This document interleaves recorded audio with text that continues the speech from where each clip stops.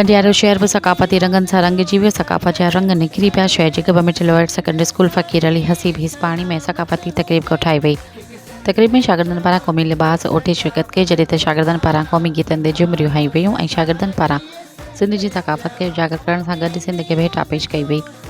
सक़ाफ़ती तक़रीब town committee जे चेयरमैन सैयद ग़ुलाम मुर्तज़ा शाह, अॻूणा टीओ प्राइमरी नज़र हुसैन टावरी, मोहम्मद इब्राहिम जोखियो ऐं ॿियनि समेत वालिदैन जी वॾी अंग शिरकत कई। प्रोग्राम में स्कूली शागिर्दनि में मल्ह रांदि जा मुक़ाबला कराया विया, जॾहिं त शागिर्दनि पारां घोट कुंवार वारो अलामती टैबलोस पेश कयो वियो।